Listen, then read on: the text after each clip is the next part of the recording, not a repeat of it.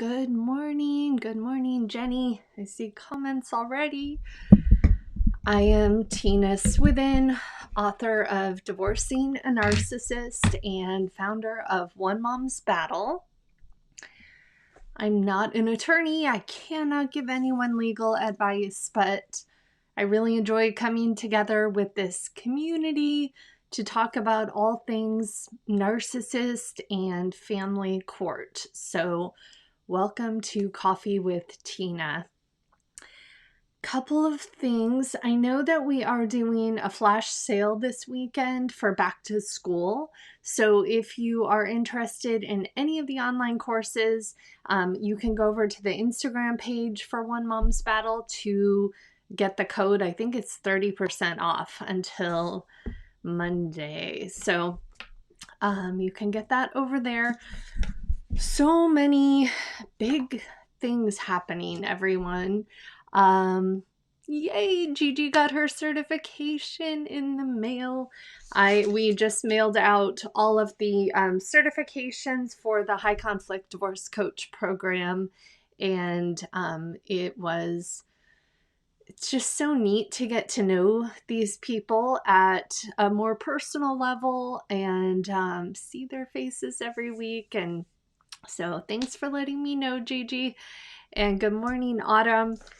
I start my next course on Monday, so it will be a busy 8 weeks after that, but I'm really excited about it. So many big things happening. For the longest time, for years, media outlets would not cover family court. They just simply wouldn't do it.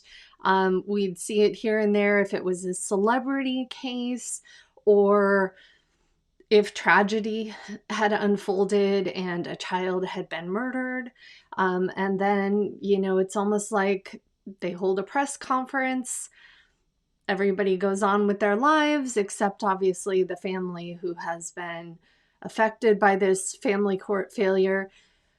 But we are seeing media cover these stories almost weekly. I would say weekly. Somebody just sent me an article about a judge who's being investigated. We are on the brink of really big stuff right now. And with the added exposure of us filing against the US government with the UN, and then Angelina Jolie publicly coming out in support of SB 654 here in California. Dylan Farrow came out in support of the bill. It passed yesterday, and I can't take any credit for that. That was Center for Judicial Excellence and a bunch of really amazing humans who worked tirelessly behind the scenes. And that's what it takes. It takes a group of people coming together and saying, enough, we are done and we want to make changes. And, the reality of our system is that so many of these judges, I've sat in the courtrooms and I've watched, they want to protect the kids. There are good judges out there. Their hands are tied by the laws. And that's why, coming together and taking a stand against these fathers' rights organizations and the 50-50 custody splits that just become law. These judges, a lot of times their hands are truly tied. They do get a bad rap, and there are some really fantastic ones out there. But we need to create the laws in a way that allows them to protect children. And so if you have not joined the advocacy community with Custody Peace, please go to their website. I believe it's custody-peace.org, or find them on Instagram. Movement of Mothers, those are the two organizations that I'm joining forces with and investing, my time and resources, because I believe that we are really on the brink of something big and people are starting to pay attention. And here's the thing. The majority of people have no idea that we have a broken family court system. And I know when we're living it, it's hard to even grasp that because this is our lives and we're watching our kids suffer. But the people that live all around us, the people at the PTA meetings, they're just in their normal little bubbles and they have no idea. And so my call to action, get involved in putting Family Court Awareness Month, which is in November, on the calendar for your local city council. We've created a template letter. You can email me if you need it, but it's really accessible on our Instagram page, on the One Mom's Battle Facebook page. All you need to do is cut and paste this letter, change 2 or 3 things on it to personalize it to be yours, and send it off to your mayor. If your mayor issues, I probably sent 10 off a couple of days ago. I have 6 confirmations, 6 proclamations of cities in my area who are willing to say November is Family Court Awareness Month. So right now, this year is going to be about awareness, putting it on the map as a problem. If you want to organize something beyond that in your community, we invite you to do that. But if you are able to secure a proclamation in your city and it works with my calendar, I will attend the city council meeting with you or by myself via Zoom to accept the proclamation, because we need to put this on the map as a problem. Awareness is the first step to change. So I invite you all to get involved. We're in August right now. November is just right around the corner, and it's the perfect October being Domestic Violence Awareness Month. It's the perfect type of pass the torch event, and that would be a great idea. If you can connect, if you are able to be a little bit more public, connect with your local domestic violence shelters, get their buy-in and ask them, would you be willing to pass the torch from October, Domestic Violence Awareness Month, to November, which is really about post-separation abuse. And that's the topic. And one leads right into the other. Domestic violence and the abuser's need for control and to win, that doesn't just mysteriously vanish when the relationship ends. So I really invite all of you to participate in this. And I'm meeting with Sandy Ross this morning right after this. We are going to talk about our little committee for this year. Last year, she was amazing. She's from California Protective Parents Association, and she's just a little powerhouse. And I'm absolutely grateful for her help in making this work. Angela said, I missed, where can I get a copy of the letter to send? One Mom's Battle Facebook page. I just posted it yesterday. And then also the One Mom's Battle Instagram. If you go to the link in my bio and click that, the very first tab that comes up, you'll see our little ribbon for Family Court Awareness Month, and you can go directly to the template, cut and paste, send it to your mayor, send it to your city council.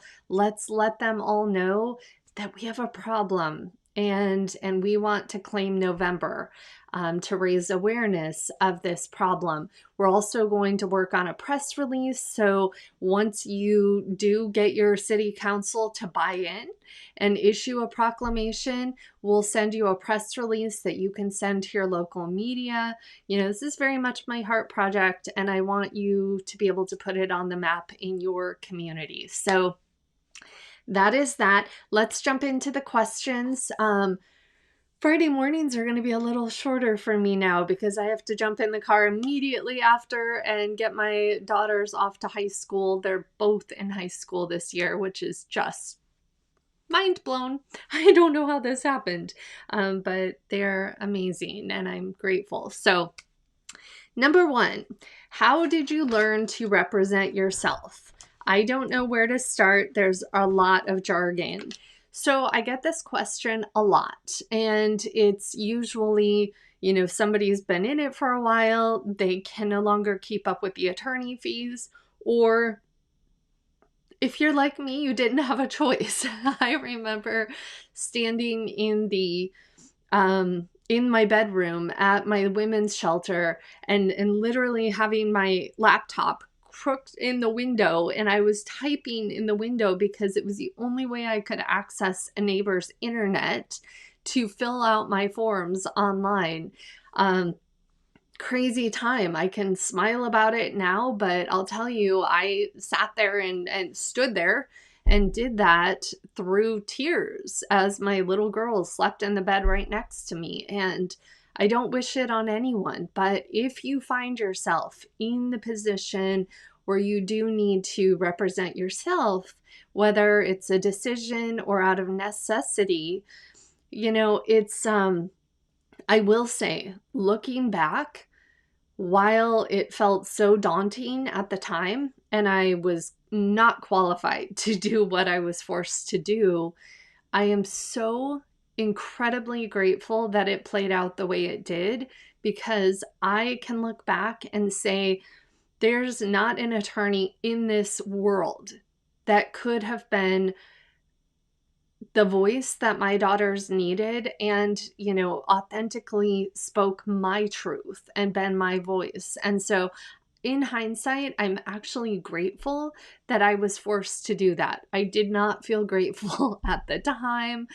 I was a mess. And so, a lot of people have this impression of me that I'm this just amazing warrior mom. I never felt that way. I will tell you, I feel just like all of you described to me in your emails and in your messages. I was a mess. I was shaking. There were days I walked out of the courtroom and I had not even been able to pair sentences together. I looked like a deer in headlights, and my anxiety was through the roof, and I looked like I was a mess, because I was, and that is the reality. But I was forced into it, and I had to learn the ropes. And sometimes that meant, if I had a 1 hour break from work, between dropping my kids off at preschool and my work day starting, I would go sit in the courtroom. Now it's actually a little bit easier to do in some areas if they're doing Zoom.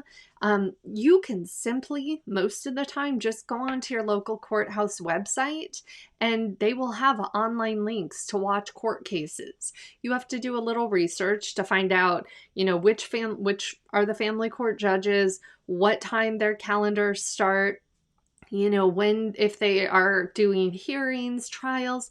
I used to watch all of it in person as much as I can. As much as I could, I would follow attorneys out into the courtroom and I would say, hey, I have a question about what you just said in there. And they were always I won't say always, most of the time they were willing to talk to me.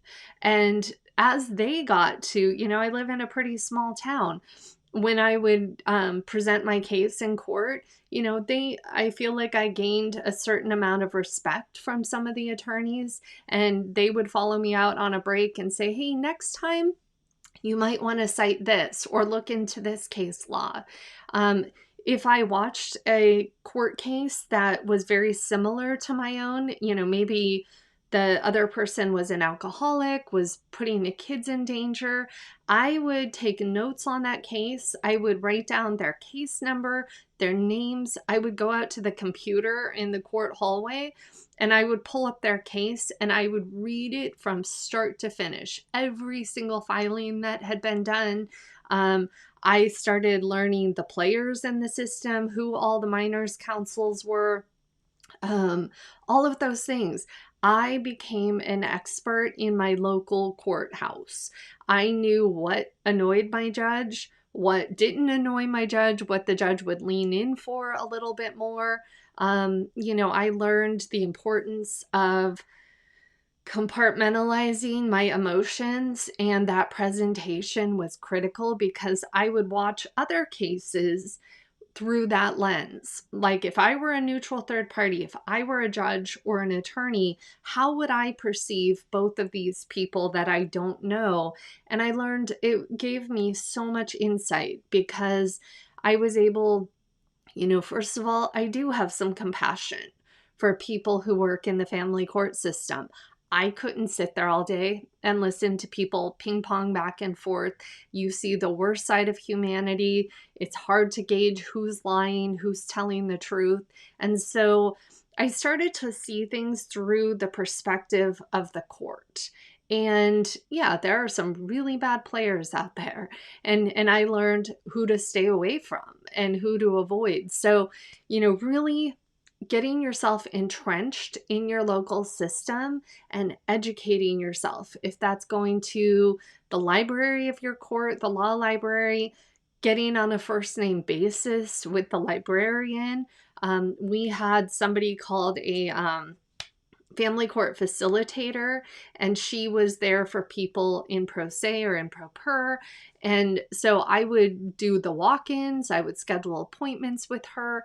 We had a walk-in clinic for a while. They don't do it anymore, where you can make a $25 donation and attorneys would donate their time. So I would go every single month when that was held. I would, so I've had to bring my kids a couple of times and, but using that 30 minutes wisely to educate myself and say, this is my case. What do you recommend, or what can you advise, or what could I do differently? And then get a divorce coach. I cannot emphasize that enough. I truly have become the person I wish I would have had to guide me and to be my strategy partner from day one. And now I am training other people to do exactly what I do. There's several here today joining us from my graduating classes, and you can go to myhighconflictdivorcecoach.com to connect with one of them.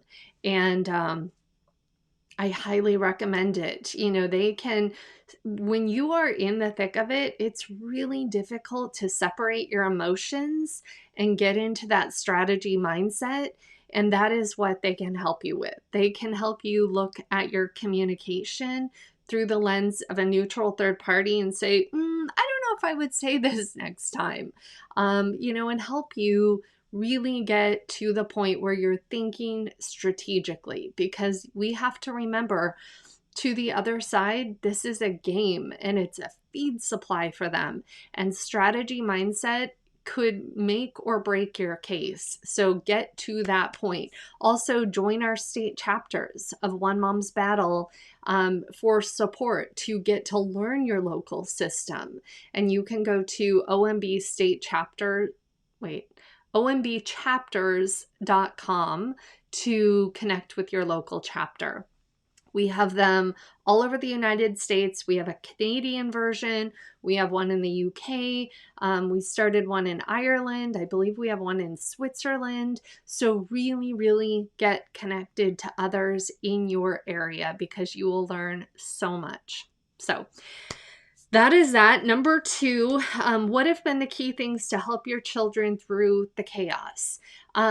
This is where I would love other people to chime in. I want to know what helped your children through the chaos. I can talk about, the great therapists that my kids have had. Thank you. Dina, know your truth. So some of the things that I helped my kids to do, and Dina just reminded me of that, and she's a graduate of my program. Teaching my kids, what red flags are. You can teach them so many things without ever bad-mouthing. You should never badmouth the other parent. You should never connect the dots for them that you are talking about the other parent. But giving our kids a firm foundation of what healthy looks like through our own actions, through modeling. I was talking to a mom recently, and she was having a problem with her teenager, and I said, you're allowed to model self-care. In those moments when your teenager is being really horrible to you, you can say, you know what? Mom needs a timeout right now. I don't feel that it was appropriate the way you talked to me, and I don't want to react until I've had time to go and sit and think about it for a while. So I'm going to go take a bath, or I'm going to go read a book, or I'm going to go meditate. And when I come back, either today or tomorrow, if I'm ready, we can sit down and talk about it. So modeling healthy behavior, you're allowed to take a time out no matter how old your kids are. And sometimes that's really good for them to see that, but teaching them what red flags are in people. If I was in Target and I saw somebody speaking horribly to their spouse, I would say, wow, when I watch something like that, that's a red flag in that woman or that man. It's never okay to talk to another human that way. Teaching them what their intuition is, what, that gut instinct. What does your intuition tell you to do?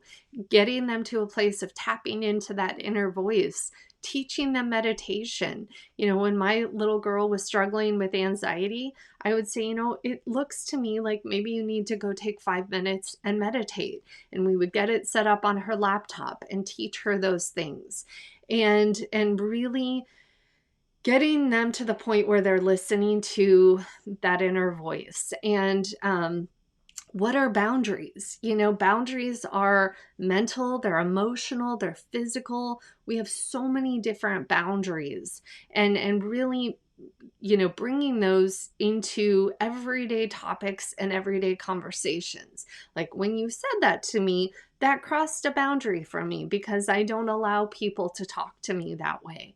And and the bucket book, I always talk about the bucket book.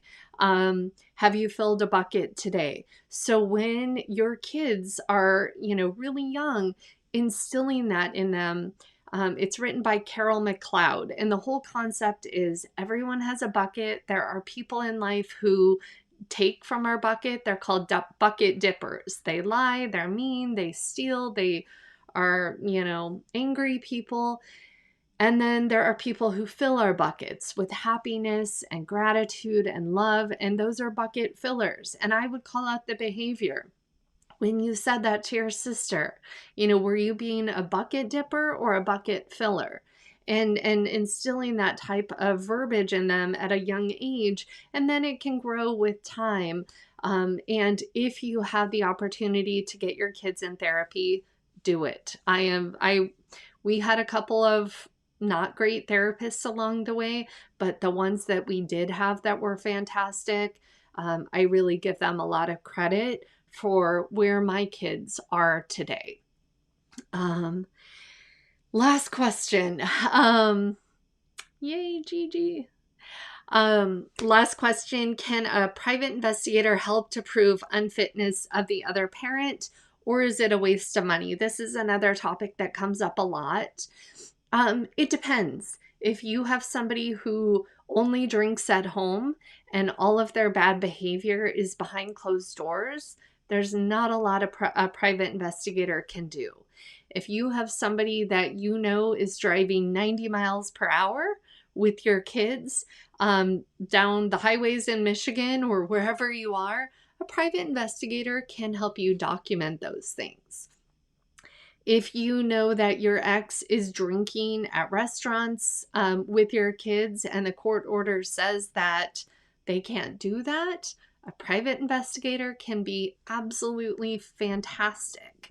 I know how much I have been helped by private investigators over the years. There were times where I truly did worry about my kids' physical safety. I've hired private investigators to follow my ex on his parenting time just to give me peace of mind that my kids were safe or that they had been spotted at a park or at the beach, and that, just that check-in. It's expensive. I didn't have an attorney, so there were times I put my money towards PIs. So it really depends on the situation. Also, if you haven't known your ex for very long and you suspect they could have a criminal history, or there's some things about their past that you don't truly know, or there's a lot of gray areas, a PI can uncover things, financials, arrest history. We had somebody who they found out that they had a child in another state, and a custody case where the person had walked away from this child 10 years ago. Connecting with that other ex-wife provided an amazing amount of information to help protect the child in the current custody case. So I see it really all over the place. And yes, they can be incredibly helpful as long as your expectations about what they can do are realistic. So, all right, everyone, I've got to get my kiddos to school. Happy Friday. Thank you also for joining me. I look forward to this every week, and take care. We'll see you soon.